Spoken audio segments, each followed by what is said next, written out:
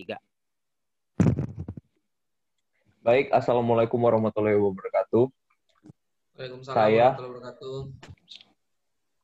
baik, kami kelompok Hans Kelsen, kelompok Hukum Tata Negara Indonesia, tahun 2020, kami ingin memberikan hasil diskusi kami, yaitu penerapan pendekatan normatif terhadap Undang-Undang RIS tahun 1959.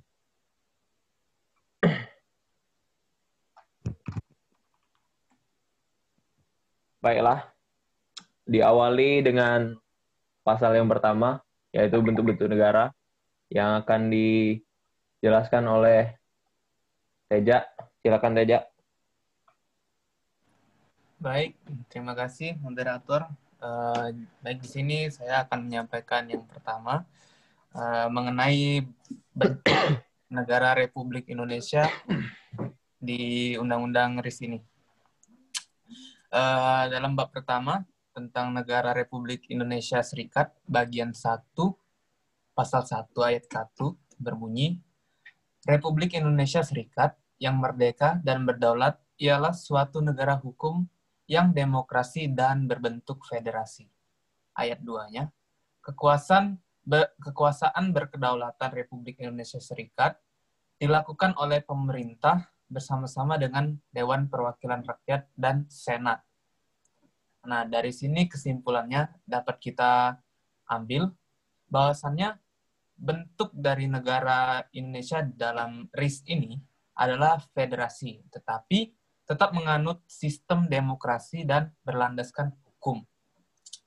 Kemudian di RIS ini kita juga dapat menyimpulkan terdapat lembaga Senat yang memegang kekuasaan kedaulatan bersama dengan DPR. Sedangkan di UUD 1945 yang kita akui hanya adanya MPR dan DPR. Mungkin itu saja yang dapat saya sampaikan. Saya kembalikan kepada moderator. Baik, terima kasih Teja atas penjelasannya. Terhadap pasal 1. Baik, dilanjutkan ke daerah negara. Yang akan dijelaskan oleh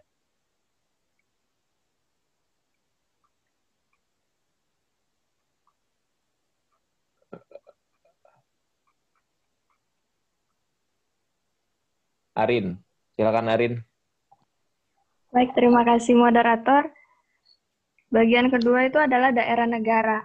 Pasal 2 yang berbunyi, Republik Indonesia Serikat meliputi seluruh daerah Indonesia, yaitu daerah bersama A. Negara Republik Indonesia dengan daerah menurut status quo seperti tersebut dalam persetujuan Renville tanggal 17 Januari tahun 1948, yang terdiri dari negara Indonesia Timur, negara Pasundan termasuk distrik Federal Jakarta, negara Jawa Timur, negara Madura, negara Sumatera Timur, dengan pengertian bahwa status quo Asahan Selatan dan Labuhan Batu berhubungan dengan negara Sumatera Timur tetap berlaku. Dan yang terakhir ada negara Sumatera Selatan. B. Satuan-satuan kenegaraan yang tegak sendiri terdiri dari Jawa Tengah, Bangka, Belitung, Riau, Kalimantan, Dayak Besar, Daerah Banjar, Kalimantan Tenggara, dan Kalimantan Timur. Dari negara yang telah disebutkan di atas bahwa ialah daerah bagian dengan kemerdekaan menentukan nasib sendiri bersatu dalam Ikatan Federasi Republik Indonesia Serikat berdasarkan yang ditetapkan dalam konstitusi ini, dan lagi C. Daerah Indonesia selebihnya yang bukan daerah-daerah bagian. Jadi dari pasal 2 ini kita dapat menyimpulkan bahwa daerah negara dalam konstitusi RIS ini berdasarkan dengan perjanjian Renville pada tanggal 17 Januari 1948. Sekian, kembali ke moderator. Baik, terima kasih Arin atas penjelasannya. Dilanjutkan oleh lambang dan bahasa negara yang akan dijelaskan oleh Puput. Silakan. Ya, baik Dava. Terima kasih. Jadi saya akan menjelaskan pasal 3 dan pasal 4 tentang bahasa dan lambang negara. Pasal 3 ayat 1, bendera kebangsaan Republik Indonesia Serikat ialah bendera Sang Merah Putih. Ayat 2, lagu kebangsaan ialah lagu Indonesia Raya. Ayat 3, pemerintah menetapkan materai dan lambang negara. Pasal 4, bahasa resmi negara Republik Indonesia Serikat ialah bahasa Indonesia. Nah, di pasal 3 ayat 3, pemerintah menetapkan materai dan lambang negara. Lambang negara di sini dalam sidang Kabinet RIS kedua pada 10 Januari 1950 dibentuk panitia lambang negara yang diketuai oleh Muhammad Yamin. Kemudian diadakan sayembara rancangan lambang negara yang dilakukan oleh pemerintah di bawah Kementerian Penerangan. Nah, dari panitia lambang saat itu ada dua orang yang terpilih, yaitu Muhammad Yamin dan Sultan Hamid II. Dan rancangan yang terpilih yaitu rancangan Sultan Hamid II. Rancangan Muhammad Yamin kalah karena ada warna-warni Jepangnya. Nah, rancangan awal yang dibuat oleh Sultan Hamid II itu adalah rancangan dengan bentuk dasar burung Garuda yang memegang perisai Pancasila. Rancangan tersebut kemudian disempurnakan dengan mendapatkan saran dari Ki Hajar Dewantara yang memberikan masukan berupa gambar-gambar sketsa Garuda yang ada di berbagai candi di Jawa. Sultan Hamid II kemudian membandingkannya dengan gambar Garuda yang berasal dari luar Jawa yang terdapat di berbagai simbol kerajaan. Setelah mengalami revisi, Garuda Pancasila diresmikan pada 11 Februari 1950 sebagai lambang negara. Saat itu lambang negara yang diperkenalkan adalah lambang Garuda yang masih berkepala gundul dan belum memiliki jambul. Namun pada akhir Februari, Soekarno memberikan saran agar menyempurnakan kepala gundul tersebut menjadi berjambul. Nah, Garuda Pancasila yang kini tegar sebagai lambang negara adalah penyempurnaan dari gagasan desain Sultan Hamid II. Sekian dari saya, terima kasih. Baik, terima kasih untuk Puput. Selanjutnya adalah kewarganegaraan dan penduduk negara yang akan dijelaskan oleh Humay. Silakan Humay. Ya, terima kasih. Selamat malam teman-teman. Jadi di sini aku mau nyampein hasil riset aku tentang konstitusi dari RIS ini. Jadi aku mau nyampein itu tentang pasal 5, itu kewarganegaraan dan penduduk negara. Nah, di pasal 5 itu berbunyi pada ayat 1 itu kewarganegaraan Republik Indonesia Serikat diatur oleh Undang-Undang Federal. 2, kewarganegaraan atau naturalisasi oleh atau dengan kuasa Undang-Undang Federal. Undang-Undang Federal itu mengatur akibat kewarganegaraan terhadap istri yang telah diwarganegarakan dan anak-anak yang belum dewasa. Selanjutnya, Undang-Undang Federal itu sendiri juga dijelaskan pada pasal 1 peraturan yang mana peraturan-peraturannya itu termaktub dalam Undang-Undang Darurat tentang susunan dan kekuasaan pengadilan atau kejaksaan dalam lingkup peradilan ketentaraan. Atau selanjutnya itu kita kenal dengan Undang-Undang Darurat nomor 16 tahun 1950. Di mana dalam undang-undang ini juga ditetapkan bahwa Undang-Undang Federal itu merupakan Undang-Undang Darurat tadi, yang nomor 16 tahun 1950. Selanjutnya, tentang pasal 5 ini, dia itu kan membahas tentang kewarganegaraan dan penduduk negara ya teman-teman. Nah, ketentuan yang diatur di dalam Undang-Undang Federal atau Undang-Undang Darurat ini, itu adalah, kalau di pasal 5 ini kan cuma diatur tentang kewarganegaraan sama pewarganegaraannya saja. Nah, tapi kalau misalkan ketentuan-ketentuan, syarat-syarat, ataupun bagaimana caranya, itu selanjutnya diatur di Undang-Undang Darurat nomor 16 tahun 1950 tentang Undang-Undang Darurat tentang susunan dan kekuasaan pengadilan kejaksaan dalam lingkungan peradilan ketentaraan. Jadi seperti itu teman-teman. Jadi dia itu berbeda, jadi tentang kewarganegaraan dan pewarganegaraan itu tidak diatur dalam satu undang-undang yang sama, tapi untuk ketentuan dan juga syarat-syaratnya itu diatur di undang-undang yang berbeda. Seperti itu. Cukup, terima kasih moderator. Baik, terima kasih untuk Umay penjelasannya.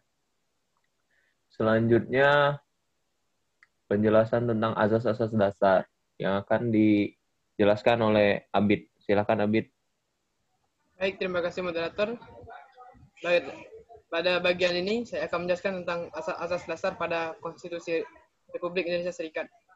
Pada bagian ini, pemerintah atau penguasa menekankan pada hal untuk sanggupnya memajukan kepastian dan jaminan sosial. Kemudian, meninggikan kemakmuran rakyat dengan tidak mengurangi pembatas yang ditentukan untuk kepentingan umum dengan peraturan Undang-Undang Dasar. Hal tersebut dijelaskan pada pasal 35 dan 36, yang dimana pasal 35 berbunyi, penguasa sesanggupnya memajukan kepastian dan jaminan sosial, teristimewa pemastian dan jaminan syarat-syarat perburuhan dan keadaan-keadaan perburuhan yang baik, pencegahan dan pemberantasan pengangguran, serta penyelenggaraan persediaan untuk hari tua dan pemeliharaan janda-janda dan anak-anak yatim piatu. Kemudian, pada bagian ini juga, pemerintah menjelaskan tentang kebebasan masyarakat dan senantiasa berusaha dengan sungguh-sungguh untuk memajukan kebersihan umum, serta pemerintah memberikan perlindungan dan mengawasi masyarakat agar tidak terjadi pemecah belahan antar perkumpulan agama. Pada persoalan kebersihan, dijelaskan pada pasal 40 yang berbunyi, penguasa senantiasa berusaha dengan sungguh-sungguh memajukan kebersihan umum dan kesehatan rakyat. Lalu, serta persoalan tentang perlindungan dan pengawasan dijelaskan pada pasal 41 yang berbunyi, pada pasal 41 ayat 1, penguasa memberi perlindungan yang sama kepada segala perkumpulan dan persekutuan agama yang diakui dalam negara.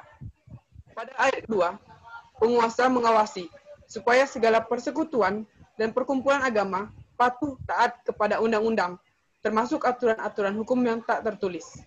Baiklah, kiranya saya menyampaikan sampai situ. Saya kembalikan kepada moderator. Terima kasih. Baik, terima kasih untuk Abid telah menjelaskan materinya. Selanjutnya, daerah-daerah bagian yang akan dijelaskan oleh Bayu. Silakan Bayu. Baik, Assalamualaikum warahmatullahi wabarakatuh. Teman-teman, selamat malam. Di sini saya izin menyampaikan hasil riset dan juga hasil telaah saya dari Undang-Undang RIS ini tentang daerah-daerah bagian. Sebagaimana kita ketahui bahwa Undang RIS ini menyepakati bahwa negara kita berbentuk federal. Yang kita ketahui bersama, bentuk negara federatif perwujudannya adalah daerah-daerah bagian. Nah, dalam Undang-Undang RIS ini sudah dijelaskan secara mutatis mutandis pada pasal 42, bagian 1, daerah-daerah bagian. Di mana pada bagian 1 ini, ketentuan umum sesuai dengan pasal 42 itu berbunyi, sambil menunggu penyelesaian susunan Republik Indonesia Serikat sebagai federasi antar negara-negara bagian yang saling sama martabat dan saling sama hak, maka daerah-daerah bagian yang tersebut dalam pasal 2 adalah saling sama hak. Bahwa di sini daerah-daerah bagian itu memiliki persamaan hak di hadapan konstitusi RIS itu sendiri. Dilanjutkan dengan pasal 43, dalam penyelesaian susunan Federasi Republik Indonesia Serikat, maka berlakulah asas pedoman bahwa kehendak rakyatlah di daerah-daerah yang bersangkutan yang dinyatakan dengan merdeka menurut jalan demokrasi, memutuskan status yang kesudahannya akan diduduki oleh daerah-daerah tersebut dalam federasi. Jadi, walaupun kita dalam bentuk negara bingkai negara federatif, bahwa untuk kemerdekaan kedaulatan rakyat tetap kita akui pada konstitusi ini sesuai dengan yang sudah terjelaskan pada pasal 43 tadi.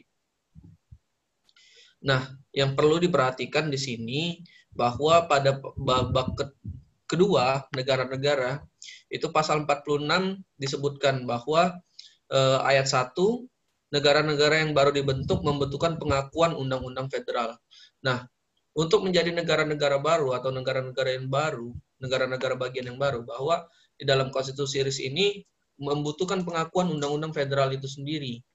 Nah, di sini saya menangkap dari nomenklatur yang disampaikan dari pasal 46 ayat 1 ini, bahwa dalam membentuk suatu negara-negara baru dalam konstitusi RIS ini harus memiliki pengakuan dalam bentuk undang-undang tertulis dalam federal.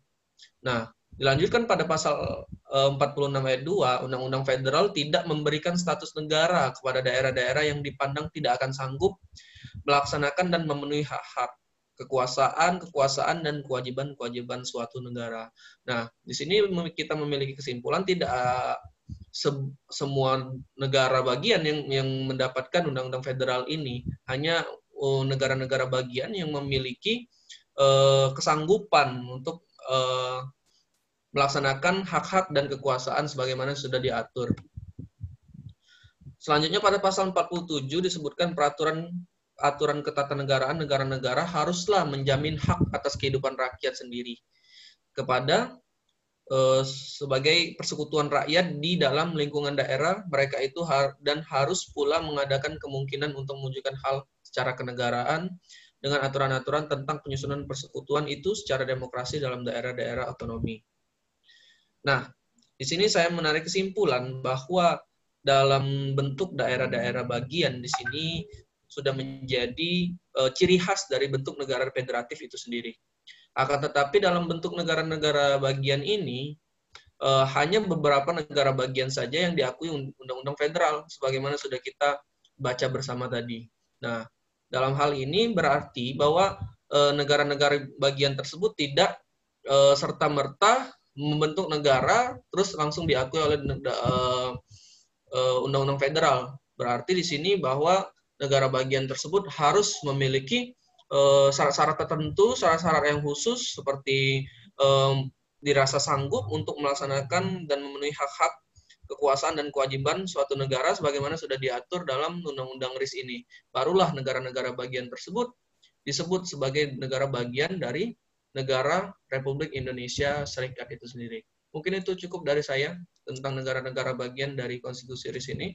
Terima kasih. Wassalamualaikum warahmatullahi wabarakatuh. Selamat malam. Waalaikumsalam warahmatullahi wabarakatuh. Terima kasih untuk penjelasannya oleh Bayu. Selanjutnya kita lanjutkan ke sistem pemerintahan yang akan dijelaskan oleh Mufli. Silakan Mufli.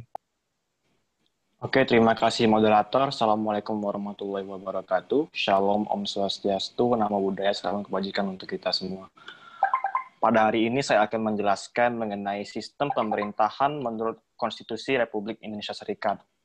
Bahwa pada bab 3 mengenai alat perlengkapan federal, Republik Indonesia Serikat terdapat struktur pemerintahan menurut konstitusi ini. Antara lain, yaitu Presiden. Presiden menyelenggarakan kekuasaan eksekutif bersama Menteri. 2. Senat dan Dewan Perwakilan Rakyat menjalankan kedaulatan rakyat. Serta terdapat Mahkamah Agung yang melakukan kekuasaan kehakiman dan Dewan Pengawasan Keuangan mengenai stabilitas keuangan di Indonesia itu sendiri. Lanjut, mengenai urusan pertahanan luar negeri, itu diatur oleh Presiden dan Menteri-Menteri.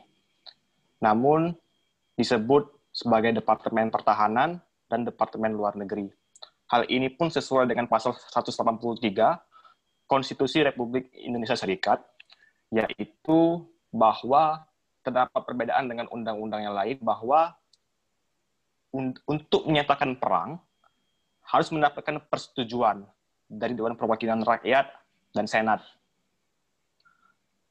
Dan untuk mengenai pembentukan peraturan perundang-undangan itu diatur oleh Presiden, Senat, dan Dewan Perwakilan Rakyat dalam pelaksanaannya sesuai dengan pasal 127 Konstitusi Republik Indonesia Serikat. Mengenai penyelenggaraan pemerintah pada dasarnya dalam menjalankannya, itu telah diatur pada pasal 35, Jungto pasal 36 Konstitusi RIS bagian 6 mengenai asas dasar, yaitu bahwa penguasa memajukan kepastian dan kejaminan sosial. Bahwa terdapat kepastian mengenai jaminan hari tua, itu menjadi pertimbangan dan dasar pasal 34 Undang-Undang Dasar 1945 tentang kesejahteraan sosial. Dan ini juga merupakan dasar dari asas legalitas dalam penyelenggaraan hukum administrasi negara di Indonesia, yaitu mengenai kesejahteraan umum. Dan terdapat perbedaan lain, yaitu mengenai konsep dalam peradilan. Sesuai dengan pasal 144 Konstitusi RIS, diakui pengadilan daerah Suapraja, hakim adat, dan hakim agama, yang berbeda dengan konstitusi lain yang berisikan mengenai pengadilan. Saya jelaskan lebih lanjut bahwa mengenai hakim adat dan hakim agama itu diakui sebelum Undang-Undang 45. Hal ini pun diperkuat melalui disertasi pada buku Asas-Asas Hukum Pidana menurut Prof. Buljatno, itu bahwa terdapat delikten adat reh in Margas Prak, Palembang. Yaitu terdapat bukti-bukti otentik, yaitu putusan Ogal Ilir nomor 20 dan berbagai putusan lainnya mengenai hukum adat. Sedangkan mengenai keuangan yang diatur oleh Badan Pengawas Keuangan,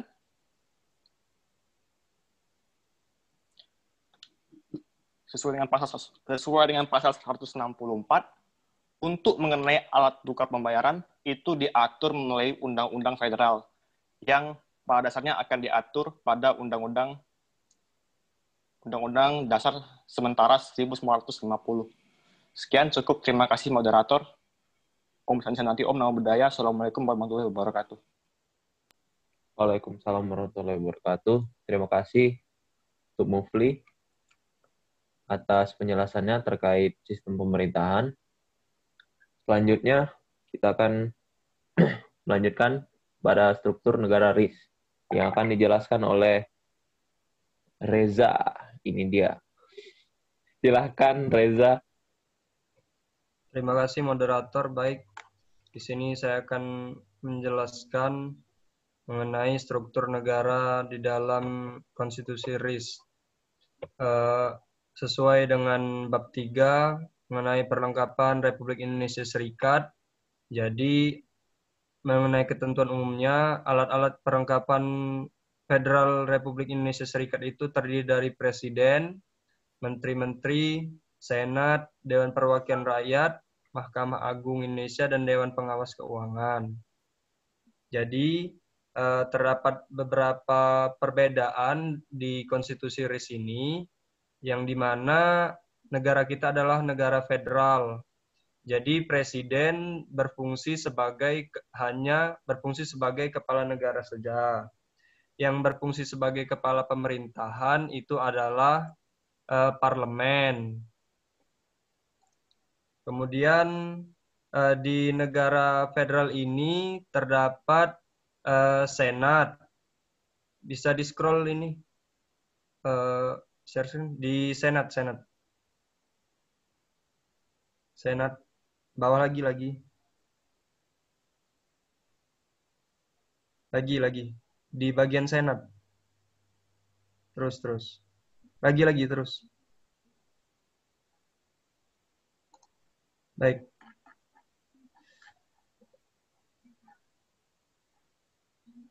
Bentar.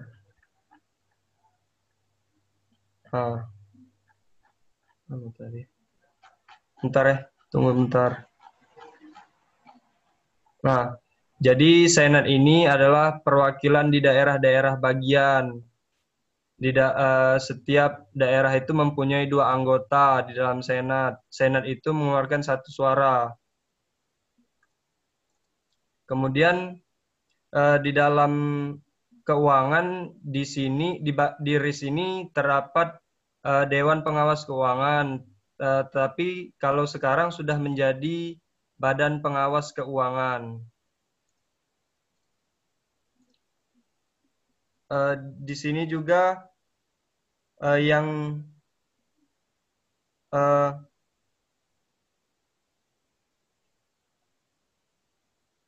kekuasaan pelaksanaan undang-undang itu adalah pemerintah negara. Kemudian yang bagian lain-lainnya tidak terlalu berbeda. Terima kasih moderator.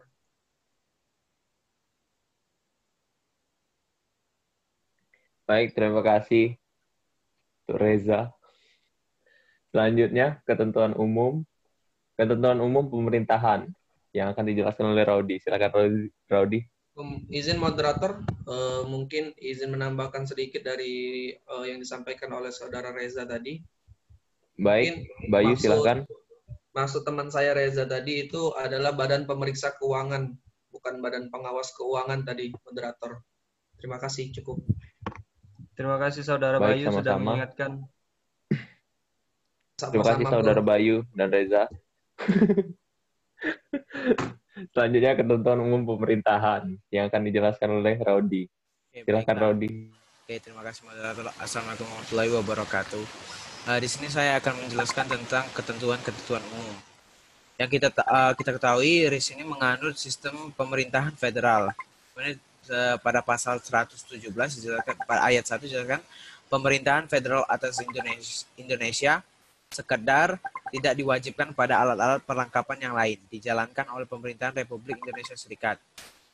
Pasal 117 ayat 2, pemerintah menyelenggarakan kesejahteraan Indonesia dan teristimewa mengurus supaya konstitusi, undang-undang federal, dan peraturan-peraturan lainnya berlaku untuk Republik Indonesia Serikat dijalankan.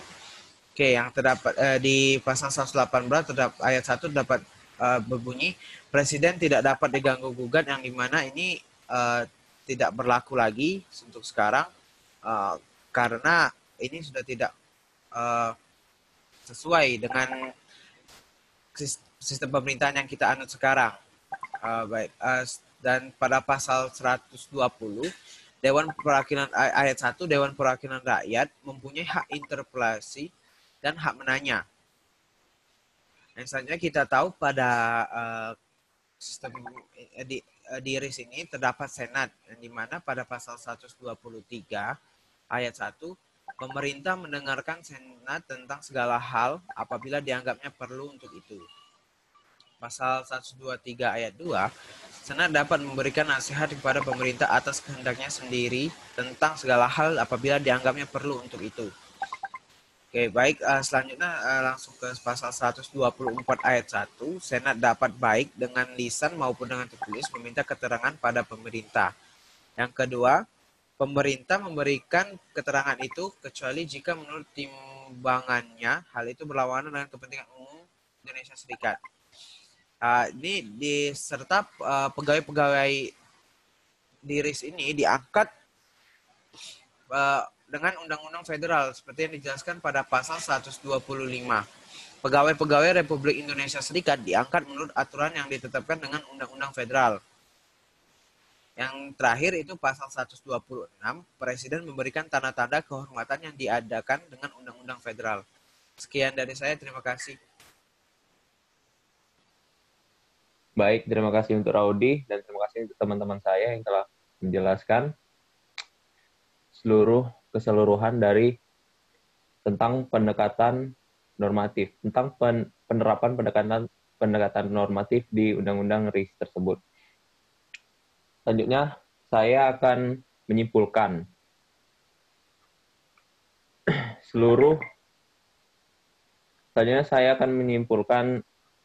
seluruh keseluruhan yang sudah dijelaskan oleh teman-teman tadi. Yang satu, bentuk negara.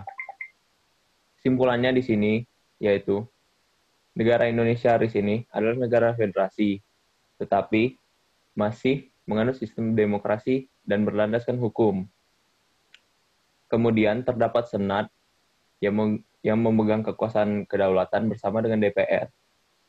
Sedangkan bedanya di UUD 1945 hanya Senat itu tidak ada, yang ada hanya MPR dan DPR. Selanjutnya, daerah negara.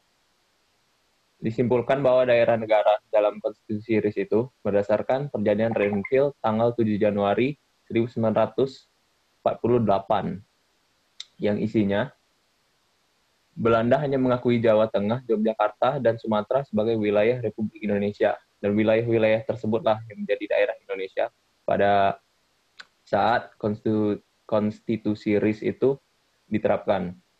Yang ketiga, lambang dan bahasa negara. Lambang dan bahasa negara itu masih sama seperti yang sekarang, tetapi di dalam Undang-Undang RIS cuma dijelaskan bahwa pemerintah menetapkan materai dan lambang negara, sedangkan di Undang-Undang 1945 itu dijelaskan bahwa lambang Bendera negara itu adalah bendera merah putih dan lambang negara itu adalah Garuda Pancasila Bhinneka Tunggal Ika. Selanjutnya beralih ke kewarganegaraan dan penduduk negara. Undang-Undang Federal itu adalah Undang-Undang Nomor 16 Tahun 1950, yaitu isinya adalah tentang susunan dan kekuasaan pengadilan kejaksaan dalam lingkungan peradilan ketatanegaraan. Jadi tentang pasal 5 ini membahas tentang kewarganegaraan penduduk negara yang ketentuannya diatur dalam Undang-Undang Federal atau Undang-Undang Darurat tentang susunan kekuasaan pengadilan atau kejaksaan dalam lingkungan peradilan ketatanegaraan nomor 16 tahun 1950. Selanjutnya beralih pada asas-asas dasar. Pada asas-asas dasar ini, pemerintah atau penguasa menekankan pada hal untuk sesanggupnya mensejahterakan dan memberikan kepastian, jaminan sosial, dan meningkatkan kemakmuran rakyat dengan tidak mengurangi pembatasan yang ditentukan untuk kepentingan umum dengan peraturan Undang-Undang Dasar. Selanjutnya daerah-daerah bagian.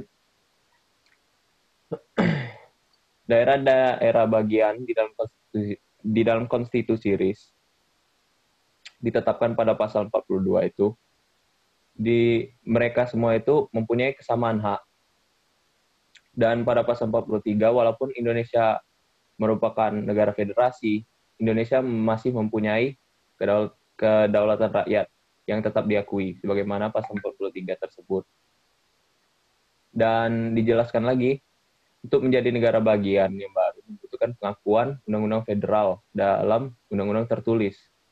Jadi kesimpulannya tidak semua daerah dapat diakui sebagai daerah bagian, diakui sebagai daerah negara bagian, akan tetapi hanya daerah yang mampu dan memiliki kesanggupan yang dapat menjadi daerah negara bagian. Selanjutnya beralih ke sistem pemerintahan. Di dalam Undang-Undang Dasar RIS, terdapat presiden yang melaksanakan kekuasaan eksekutif bersama menteri, senat, dan DPR, serta terdapat Mahkamah Agung yang melakukan kekuasaan kehakiman, dan ada juga Dewan Pengawas Keuangan. Mengenai urusan pertahanan, tertulis di pasal 183 Konstitusi RIS bahwa urusan pertahanan dan luar negeri diatur oleh Presiden dan Menteri-Menteri. Mengenai pembentukan peraturan perundang-undangan, diatur oleh Presiden, Senat, dan DPR dalam pasal 127. Dan mengenai konsep pengadilan, termasuk ke dalam pasal 144 Konstitusi RIS. Sedangkan mengenai keuangan, masuk ke dalam pasal 164. Urusan mengenai alat tukar pembayaran diatur melalui Undang-Undang Federal. 8. Struktur negara RIS. Struktur negara RIS sebenarnya kebanyakan itu tidak jauh berbeda seperti negara Indonesia yang sekarang, tetapi beberapa perbedaannya adalah presiden itu hanya kepala negara dan kepala pemerintahannya itu yaitu parlemen, seperti pada negara federal biasanya. Terdapat senat atau perwakilan negara bagian, perwakilan daerah bagian, dan terdapat badan pemeriksa keuangan sebagai pengganti Badan Pengawas Keuangan. Yang terakhir adalah ketentuan umum, yaitu dalam pasal 118, Presiden tidak dapat diganggu-gugat. Pasal 118 ayat 1. Dalam pasal 118 ayat 2, Menteri-Menteri memiliki kebijakannya masing-masing. Ya. Dan selanjutnya, pemerintah mendengarkan Senat tentang segala hal yang dianggapnya perlu. Dan Senat dapat memberikan nasihat terhadap pemerintah atas kehendaknya sendiri tentang segala hal apa dianggapnya perlu. Sekian hasil diskusi kami mengenai penerapan pendekatan normatif terhadap Undang-Undang Dasar Konstitusi RIS. Mohon maaf jika ada salah kata atau ada kesalahan dalam diskusi kami ini, dalam penerapan kami.